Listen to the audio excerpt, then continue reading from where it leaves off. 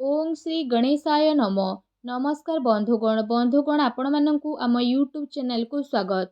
बंधुगण आजिर ए भिडियो आमे आपण मानकु कहिबा पई जाउछु 10 तारिखटी आपणकर किपरि साब्यस्त हेबो, केउ प्रकारर आजिर दिन को आपण प्लानिंग करिवे, ता सहित आजिर दिन आपणकर किपरि कटिबो, केउ सबु जिनिस रे आपणकु फायदा मिलिबो, केउ सबु जिनिस रे आपणकु सावधानता अवलंबन करिबा पई पड़िबो, आपणकर लव लाइफ किपरि रहइबो, क्यारियर किपरि रहिबो, बिजनेस आउ व्यापार किपरि रहिबो, ता सहित स्वास्थ्यर महत्वपूर्ण इनफॉरमेशन मध्ये आमे आपण मानकु कहिबु।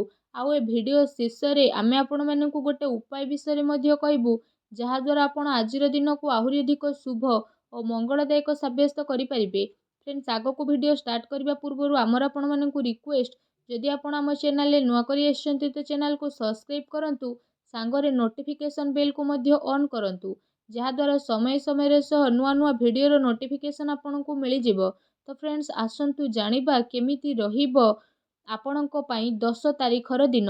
जदि सबुठारु प्रथमे आमे आपणको कहिबु कि कोन आजि आपणको पई पॉजिटिव रहिबा पई जाउछि, जदि विशेष भाबरे कहिबा तो फ्रेंड्स, आज अचानक धन लाभ प्राप्तिर आपणको पई अनेक ही जोग बनु अछि। आउ आपणकर सबु प्रोब्लेम मध्ये आज दूर हेबो। आपण आपणको कर्म उपरे भरोसा रखिकी निजर काम कार्य को भल दिग देबा पई ट्राई करिवे, जहा पई समय अनुसार आपणको बहुत भल धरणर सफलता मध्ये प्राप्त हेबो। ता सहित जदि कहिबा उन्नति संबंधित कोनोसी शुभ समाचार मध्ये आपणको प्राप्त हेबो। आध्यात्मिक क्षेत्र रे जड़ित कोनोसी अनुभवी व्यक्तिंकर सानिध्य मध्ये आपणको मिली जिवो। विद्यार्थी निजर लक्ष्य प्रति एकाग्र चित्त मध्ये रहिबे, तथा तार परिणाम मध्ये आपणको उचित प्राप्ति हेबो।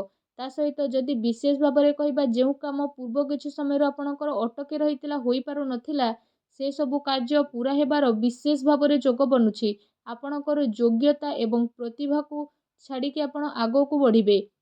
निजर प्रतिद्वंदी उपरे सफलता आपणको विजय प्राप्त करिबो। आपण आपणकर दिनचर्यार विशेष भाबरे नहीं कि आगो को बढ़िबे, जहा पई आपणकर व्यक्तित्व आश्चर्यजनक निखार देखिबा पई मिलिबो।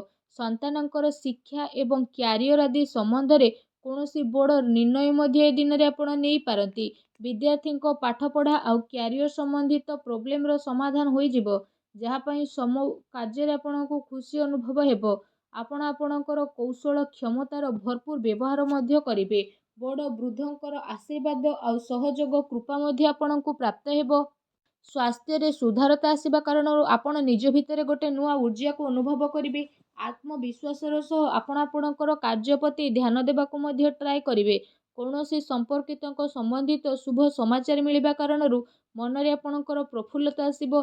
ता सहित आपण समस्त व्यवहार कुशल होइकी निजर बुद्धिमत्ता एवं हुशियारीर सह सबु कार्य को पूर्ण मध्ये करिवे, जहा पई आपणको काफी खुशीर मध्ये अनुभव हेबो। आसंतु जानिबा आज आपणको पई कोन नेगेटिव रहिछि। जदि कहिबा आज सामाजिक मान सम्मान प्राप्ति हेबार विशेष भाबरे जोग बनुछि, सेति पई कोनोसी भी कार्य को स्थिरता आउ गंभीरता पूर्वक आपण करंतु, जहा द्वारा आपणको सफलता आउ सम्मान निहाती भाबरे प्राप्त हेबो। सबु संबंधियों द्वारा संबंध खराब हेबार विशेष भाबरे जोग बनुछि।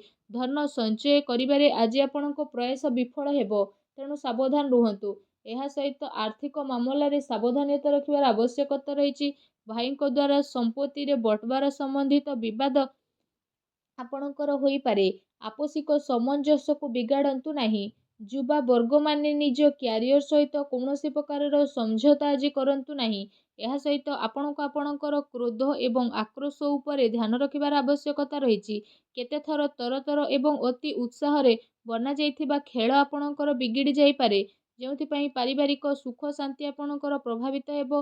निजर लक्ष्य प्रति कड़ा नजर रखिबा आपणको पई अति आवश्यक रहिछि। एहा सहित अजणा एवं अपरिचित लोकंक द्वारा व्यवहार एवं लेनदेन रे सावधान रखंतु। आपण कोनोसी साजिश बा षड़यंत्रर शिकार मध्ये होई पारंती। सेथि पई ठीक उपाय आपणको पई एहा रहइबो कि आपण भूल लोकंक संगति ठारू दूरेई कि रुहंतु। बड़ वृद्धंक स्वास्थ्यर आपणको ध्यान रखिबार अति आवश्यकता रहिछि। एहा सहित व्यर्थ कारोबार रे धन खर्च हेबार विशेष भाबरे प्रबलता जोग बनुछि। भूमि किंबा वाहन को नेइकी भी कौनसी बड़ करज आपणको नेबाकू पड़ी पारे।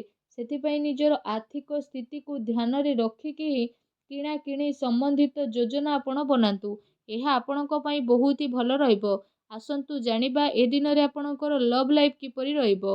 ଦାମ୍ପତ୍ୟ ଜୀବନକୁ ନେଇ ସ୍ଥିତି ଆପଣଙ୍କର କାଫି ଭଲ ରହିବ। ତା ସହିତ ଜୀବନ ସାଥୀଙ୍କ ସହ ମଧୁର ସମ୍ବନ୍ଧ ହେବା ସହିତ ଆପଣଙ୍କୁ ତାଙ୍କର ସହଯୋଗ ମଧ୍ୟ ବିଶେଷ ଭାବରେ ପ୍ରାପ୍ତ ହେବ।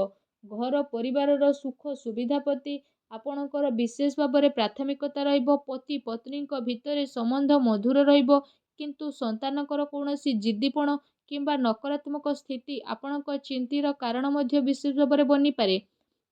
ଆସନ୍ତୁ ଜାଣିବା ଏହି ଦିନରେ ଆପଣଙ୍କ ବ୍ୟବସାୟ କ୍ୟାରିୟର କିପରି ରହିବ। ବ୍ୟାପାରର ବିସ୍ତାରତା ସମ୍ବନ୍ଧିତ କୌଣସି ନୂଆ ସମାଚାର ଉପରେ ଆପଣ ବିଚାର କରିବେ। ନିଜର ଜୋସ୍ ମାର୍କେଟିଂ ତଥା ନିଜର ପ୍ରଡକ୍ଟର ପ୍ରମୋସନରେ ଆପଣ ଲଗାଇବେ। ଚାକିରିରେ ଉଚ୍ଚ ଅଧିକାରୀ ଆପଣଙ୍କ କାର୍ଯ୍ୟରେ ସନ୍ତୁଷ୍ଟି ରହିବେ ଏବଂ ସହକର୍ମୀଙ୍କର ଆପଣଙ୍କୁ ବିଶେଷ ଭାବରେ ସହଯୋଗ ପ୍ରାପ୍ତ ହେବ। ତା ସହିତ କାର୍ଯ୍ୟ ବିସ୍ତାରର ଯୋଜନା କାର୍ଯ୍ୟ ରୂପରେ ପ୍ରଣୟିତ ହେବ, ଆଉ ସେ ଯୋଜନା ଉପରେ ଆପଣ ପୁନଃ ପରୀକ୍ଷଣ କରିନେବେ। ଏହା ସହିତ ଚାକିରିରେ ହାଲକା ଫୁଲକା ପ୍ରୋବ୍ଲେମ ମଧ୍ୟ ଆସିବ, ଆଉ ଆପଣ ନିଜର ବୁଦ୍ଧିମତ୍ତା ଏବଂ ବିବେକର ସହିତ ସବୁ ପ୍ରୋବ୍ଲେମର ଉତ୍ତରକୁ ବହୁତ ହି ଶାନ୍ତିପୂର୍ଣ୍ଣ ରୂପରେ କରି ମଧ୍ୟ ନେବେ। କୌଣସି ବଡ଼ ଅଧିକାରୀ ବା ରାଜନୀତି ବ୍ୟକ୍ତିଙ୍କ ସହିତ ଆପଣଙ୍କର ସାକ୍ଷାତ ହେବା କାରଣରୁ ଆପଣଙ୍କର କାର୍ଯ୍ୟ ବହୁତ ହି ଆସାନୀରେ ହେବ। ତା ସହିତ ବହୁତ ସାରା ମାମଲାରେ ଆପଣଙ୍କର ସ୍ୱାଭିମାନ ଆପଣଙ୍କ ଉନ୍ନତିରେ ବାଧା ମଧ୍ୟ ଆଣିପାରେ। ସେଥିପାଇଁ ଆପଣ ଆପଣଙ୍କର ବ୍ୟବହାରକୁ ଟିକେ ଲଚିଲା ବନେଇକି ରଖନ୍ତୁ।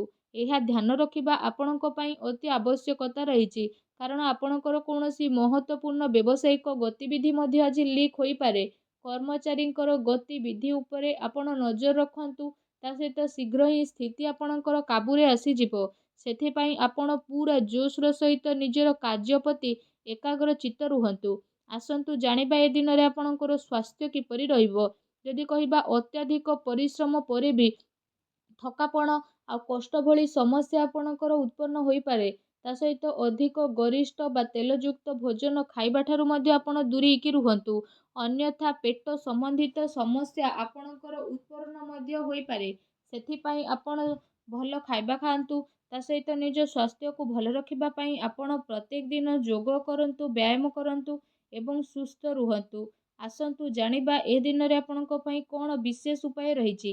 ଏ ଦିନରେ ଆପଣ ଭଗବାନ ଭୋଳାନାଥଙ୍କର ପୂଜା କରନ୍ତୁ, ମା ଲକ୍ଷ୍ମୀଙ୍କୁ ପୂଜା କରନ୍ତୁ, ଘରର ଇଶାଣ କୋଣରେ ଘିଅ ଦୀପ ତେଲ ଦୀପ ଲଗାନ୍ତୁ। ତା ସହିତ ନିଜର କ୍ରୋଧ ଉପରେ ବିଶେଷ ଭାବରେ ନିୟନ୍ତ୍ରଣ ରଖନ୍ତୁ, ଯାହାଦ୍ୱାରା ପ୍ରତିଟି କ୍ଷେତ୍ରରେ ଆପଣଙ୍କୁ ସଫଳତା ପ୍ରାପ୍ତ ହେବ, ଆଉ ଆପଣ ଆପଣଙ୍କ ଜୀବନକୁ ଖୁସିରେ ଅତିବାହିତ ମଧ୍ୟ କରିବେ। ଯଦି ପ୍ରତିକାର ବିଷୟରେ ତ ଆପଣମାନଙ୍କୁ କହିଲି, ତା ସହିତ ଆପଣମାନେ ଆଜି ପକେଟରେ ଧୂପ ନେଇକି ନିଜର ଯାତ୍ରା ଆରମ୍ଭ କରନ୍ତୁ। ଦିନଟି ଆପଣଙ୍କ ପାଇଁ ବହୁତ ଭଲ ରହିବ। ଆଶା କରୁଛି ଆଜିର ଭିଡ଼ିଓଟି ଆପଣଙ୍କୁ ଭଲ ଲାଗିଥିବ। ଭିଡ଼ିଓଟି ଭଲ ଲାଗିଥିଲେ ଭିଡ଼ିଓଟିକୁ ଲାଇକ୍ଟେ କରନ୍ତୁ। ଚ୍ୟାନେଲରେ ନୂଆ ଆସିଲେ ଚ୍ୟାନେଲକୁ ସବସ୍କ୍ରାଇବ୍ କରନ୍ତୁ। ଧନ୍ୟବାଦ।